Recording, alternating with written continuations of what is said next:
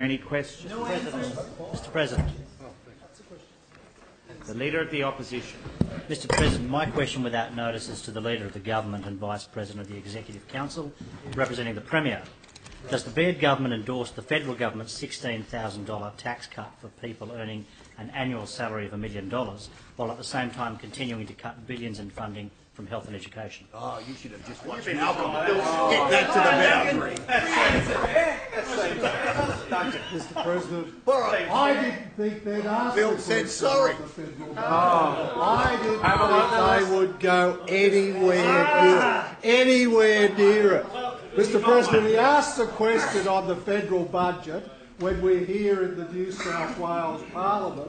But I've got to tell you, Mr. President, the question everyone in New South Wales wants to know is how they are going to pay for their commitment on the M5, the new M5 and the M4. Me too. They're matching us, but not a word, Mr. President, not a word on how it's going to be paid for. So, Mr. President, under the Labor Party, is it going to be told or is it not going to be told? Because these people are going out there, Mr. President, health and education, telling everyone that we're tolling it. Point of order, Mr. President. Watch that leg. Point of order. You can't keep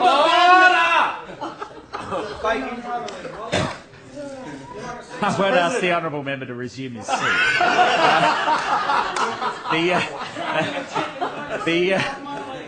Order. He can make the point of order sitting down. Perhaps that might take some of the wind out of his sails.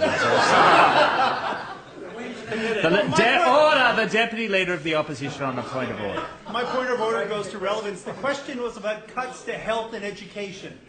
Actually, Order. gotta listen to the questions, Your Honour. Order. No assistance. Order. No assistance is required from the government backbench. The terms of the question were very clear, and the comments of the Leader of the Opposition are quite of the Leader of the Government. I apologise. Are quite within the purview of the question that was asked. Thank you, Mr. President. It's obvious he hasn't got a leg to stand on. You couldn't practice that here this morning. I used it. I guess you used that one. I just want to give you better material. Well, Mr. President, I hear it, and I noticed in the paper this morning. Order. The honourable Sophie Kotsis might conserve some of her voice for other things that she might have to do shortly, rather than strain it. The Leader of the Government has the call. Thank you, Mr. President. I noticed that you could buy in a container Blue Mountain's air. Fresh, and beautiful, and exported to China. Mr. President, if you were to take the air from across there, you'd be able to label it and call it despair. Mr. President, because that is the situation. They are promising things, Mr. President, that they can't honour. Well, 5 weeks, and all that I've seen is you're woollier than you when you left last time. Mr. President, it is the question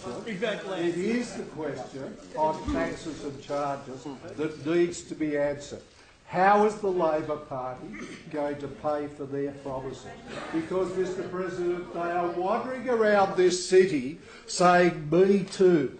Where we promise an M5, the new M5, they promise a new M5. Where we promise widening to the M4, stages 1 and 2 of WestConnex, they said, "We'll do it too," but silent on how they're going to pay for it.